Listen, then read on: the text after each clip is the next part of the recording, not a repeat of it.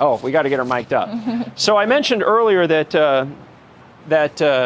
here she is. Hello. How's it going? Good to how see are you. you? Good. You too. I mentioned earlier that the Orange County Rescue Mission, through its sister company, has a sister company, Tustin Temporary Shelter Inc., that manages the emergency shelter. And Josie, who was here, she was a delight. I had never met her before, but she was awesome. And Arianna manages that place. Yes, she I do. manages that place. So tell people a little bit about what the emergency shelter is. Oh, I did that already. Well, I don't know. We never know who's. What is the emergency shelter? How many beds? What's the configuration? What goes on over there? So we can hold up to about 75, give or take. We can arrange it based on the needs of the community. So we are divided up into dorms. We have single men's dorm, single women's dorm. We have single mom's dorm, family dorm if needed. And we have a kitchen for them where they get 3 meals a day. We have a donation room where everything is provided to them, hygiene, clothing, all basic needs are provided for them while they're there. And they're basically able to come to the shelter, and it's temporary, but while they're there, we put them on a care plan. They're assigned a care coordinator, which is like a case manager essentially, and we basically get to work with them and create a care plan and work on how we can transition them out to the next phase. Okay, all right. So a lot of people, and I tried to pitch Josie on coming into here. A lot of people might say, okay, so people in this emergency shelter, which is about the bare minimum of accommodations. Although I say this emergency shelter is about as nice as it gets. Yeah. I mean, it's really nice, but it's still a bed, little cubby, shared cubicle. kitchen. Why wouldn't? What's a common reason why someone would choose to not come into this program, which is preparing them to go back to work or to develop the vocational skills to get a job and be financially self-sufficient?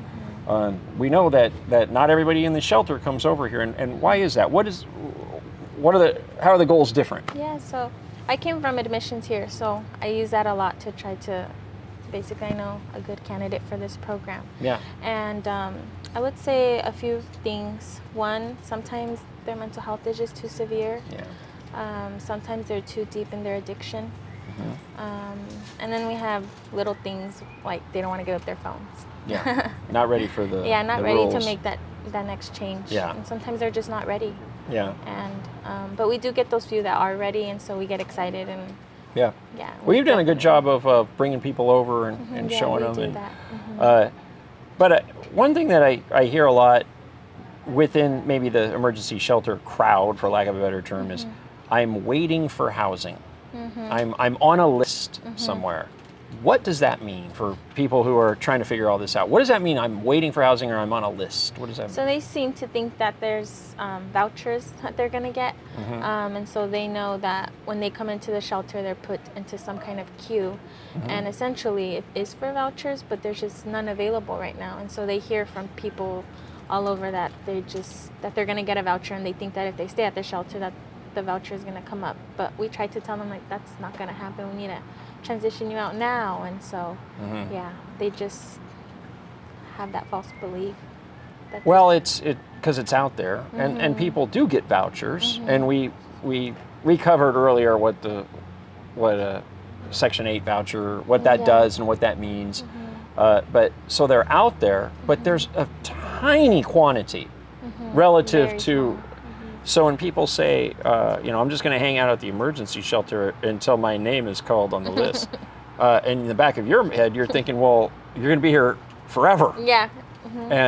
And so, that puts, as care coordinators over there and people trying to help people the next step, if you know that they're not going to get that, their name's not going to get called forever, if ever, what is the next step for people who, one, that's not going to happen, and two, don't want to come into a program like this? What's the next step? So it's that conversation of telling them like it could be years and years and years, and this is temporary. So we need to focus on how are we going to transition you out now. Yeah. And so we actually just had to had to deal with this recently, and she actually transitioned out, and she finally accepted it, and she now has a nice room for rent and a really nice house, and she ended her homelessness. And how? And she saved money. Oh. And yeah, she didn't want to leave. And she's capable of working? No, she's on Oh, disability. she's disability. Yeah. Okay. But the disability is enough to cover for her to get an apartment? Yes. Okay. No, room for rent. Yeah. Yeah. Yeah. Okay. And her homelessness. Yeah. Well, that's a great outcome. Yeah, exactly. And really, when people talk about, well, that's not even an example of permanent supportive housing. That's just an example of someone using their disability check and getting housing. And really, Saving money. that's what that's there for. For someone who gets their disability and really is not able to have a full-time job. Yeah, right? yeah. And a lot of times it's sad because we do get those people where disability income is all the income they have, and it's just not enough. Yeah. And it's like, those are the tough ones. It's like, what can we do for them? Like, Yeah. It's just not enough. It's not a livable wage, not even for a room for rent. Yeah. And so those are tough. So what is an option? Try to connect them to friends and family? Yeah, we try. I mean, we have a few people, some of our elderly have been there for a while. And Yeah. a lot of times we hope that they can go back with family. We get them connected to assisted living, but even that's tough because there is a price for expensive. that. Yeah. If you could wave a magic wand, get in front of either a rich philanthropist or the politicians who have an unlimited budget, what would you do based on the people that you encounter at the shelter? Yeah. What's the biggest need, and what would you do? For our elderly, for the ones that are living off of SSI and SSDI, Yeah. they just have no other option. Right. Those are the ones that need the most help. And Elderly that have Social Security, we talked about the room and boards. yeah, That is an option, right? it is an option. But is there a wait list even for those? No, no, they're pretty fast turnaround. There are. It's just shared room. Yeah, but it's Ending your, it's not ideal. it's not. But Have you been to one? I've never been to one. Yeah. But You've heard stories. I've heard stories, yes. Yeah. And, I mean, I tried to tell them you're ending your homelessness and you're out of a shelter. And so this is just the population that we're dealing with Yeah. the income that they have. So if you could snap your fingers, you would have more accommodations for elderly who only have Social Security coming in. That would be, because that's what you see. And they say that that's the largest increase demographic of homelessness Yes. is the elderly, because sort of the timing of the generations and how it works out. But Yeah. and you've seen that firsthand. And then they don't have the option to go out and work. Yeah. Yeah. Yeah. I know that the environment that you're in over there, you guys do a lot of amazing work, but I know it's also tough.